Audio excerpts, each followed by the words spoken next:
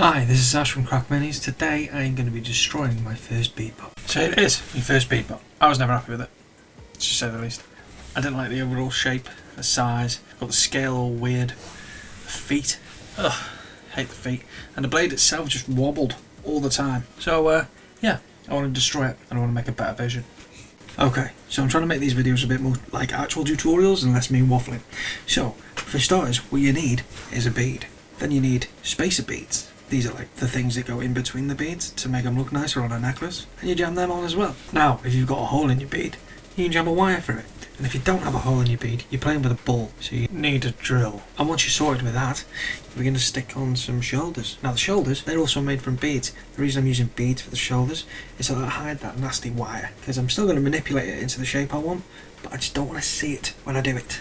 Those are rubber spacers. I'm going to use those for the upper arms. I don't know how long they're going to last with the super glue, because super glue does dry them out, but they look cool, and that's why I'm using them. After those, I cap it off with colourful Cheerio. It's not actually a colourful Cheerio, it's another wooden bead, but it looks like a Cheerio, and then once that's done, we're going to jam one of those weird thread maker things that I bought. I have no idea what you call them, maybe someone in the comments know. And then the end, on one hand, I capped off with another bead, and that's going to be the handy bit for the claw. The palm.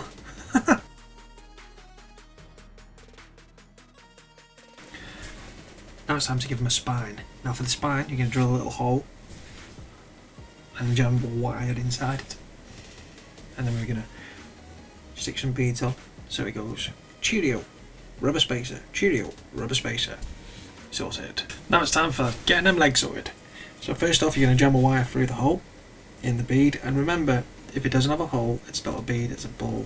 I put a load of those delicious wooden Cheerios on the legs. For the feet, I'm just going to jam on some hemispherical gems that I've drilled some holes in.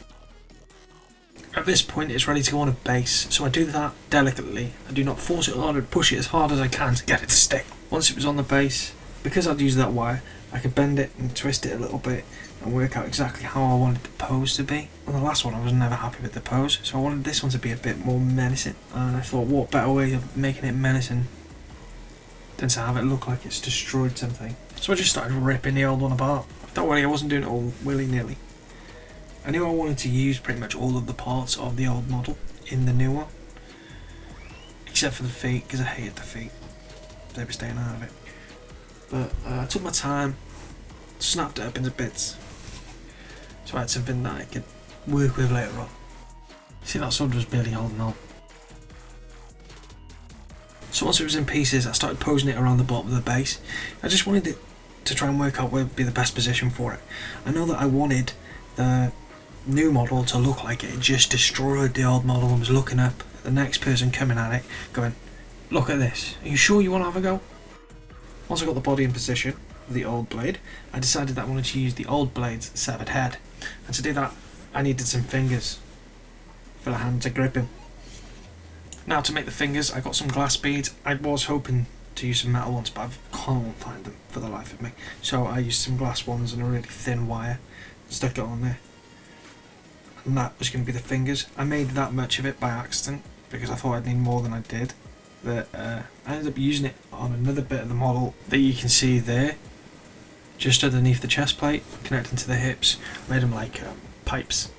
I forgot to mention the EVA. I did put some EVA on this, just to hide some lines, make the seams look a bit more cohesive. Then we move on to the blade. The blade was pretty easy. Just a bit of plastic that cuts the size. Trimmed it down so it looked like it was a little bit sharp, and to add some texture to it. And then I glued that in place. I wrapped the whole thing in chain, which I did off camera. And on camera, I did show me locking it in place though. I want to say, don't forget to like and subscribe. If I don't put that in, I'll completely forget about it. So yeah, that. Moving on to the head. The neck was just a bead, but the face plate. Now, for all my builds now, all the robots I'm going to be building in the future, I'm going to keep the faces as simple as I can. I figured the robots have emotions, because obviously they're AI powered or whatever, but I don't want anyone to see those emotions, which I think makes them a bit more scarier.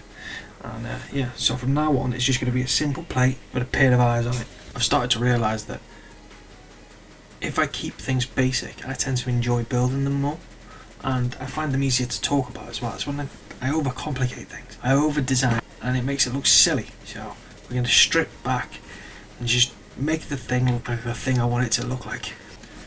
Okay, waffled on a little bit then, but it's time to paint. Now, I do this in most videos. I'm going to tell you what I do. What I do is, I paint it black. I dab on some silver with a sponge.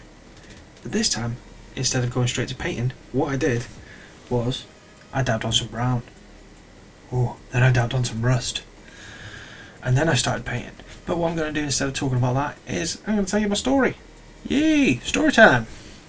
Let's go. I've just realised I can't jump straight into the story without context. So, context is, this is going more in depth on how Arjak found the blade. I'm not sure how many of you are going to go back and watch that episode, but what I'll do is I will link it here so that you can check it out, and then there's like a backstory there. It goes more into details about them finding each other and what happened afterwards, but this is directly after Arjak escaping the upcycler, who's a recurring villain in some of my episodes, and finding the blade and then fixing it. Alright? So, yeah. Context. No one knows what happened in the cavern. It was deep beneath the earth, hidden from the eyes of the settlers and the war tribes alike. A graveyard of metal and flesh. The remains of at least 50 settlers and just as many shattered robots littered the chamber. Long since abandoned, rusted weapons, dried blood, the silent aftermath of a battle with no survivors, except for one. When young Arjak stumbled into the cavern, running for his life, he didn't see the lone machine at first. He was escaping from the upcycler, who had kidnapped him and his brother. His heart pounded in his chest, lungs burning from the dust-filled air. Then through the static of his own panic, he heard it. An old, garbled radio transmission. Barely more than a whisper. It wasn't words, not exactly, just a pulse of sound guiding him. That was when he saw it. The robot was barely functional. Its massive frame slumped against a crumbling stone wall. One arm had been completely destroyed, its plating covered in old battle scars. Though most of its painted fading, Arjak could still make out military insignia. Evidence of a war fought long ago. It should have been dead like the rest. And Arjak didn't ask questions, he just acted. Using whatever scraps he could scavenge, he did what no one else had done. He gave the machine another chance. In place of its missing arm, he fitted a massive rusted blade, salvaged from the wreckage around them. The robot rose to its full height. Two men stacked one atop the other. It followed the boy out of the cavern. It never spoke. Not even once. Arjak named it the Blade. As the years passed, the Blade became something more than just a silent protector. It became a hunter, a shadow in the wasteland, cutting down the worst of the worst. Criminals and slavers feared its name. Ordinary settlers whispered of it, like a ghost story. A force of justice that spoke with steel instead of words, but the cavern still lingers in the background of its existence. It never speaks of what happened there. Maybe it remembers, maybe it doesn't. Maybe deep in the rusted circuits of its mind, the truth is locked away, waiting for the day someone dares to ask the right question. Until then, the Blade moves forward, silent, unstoppable. The last survivor of a battle no one remembers, and maybe, just maybe, the key to a secret no one was meant to find. There you go, that's the backstory for the bounty hunter, the Blade. Or if you're wondering what I'm doing right now when I'm painting, I'm literally putting flames on it. I figured, right, if Arjak finds him and he's a kid, and his paint looks like it does, like really bad, and he was like, oh, I'll paint you, and just stuck flames all over him because he thought it looked cool. And it adds like a fun element to it. And I really enjoyed trying my best painting flames, but the fact that a child's done them is the excuse I'm going to make for why they look so bad. And on this arm I'm painting insignia. I wanted him to be like a mute robot, like maybe a former robo rebel that changed his ways or whatever, and he was part of a group within the robo rebels that didn't speak because they thought it was dirty to speak language rather than binary, so that only just talks in garbled radio transmissions. So I figured the best way of putting that would be to like paint a speaker on his arm and then have a red line going through the speaker, as in he doesn't use them. So yeah, that's why he has that insignia. I am definitely still working on my freehand, but I'm having fun doing it though. Now it's time for the finishing touches, which is an oil wash, a highlight on the whites, a little bit on the colours, and then finally I dry brushed all the metallics on. And there we go, it's ready for a spin.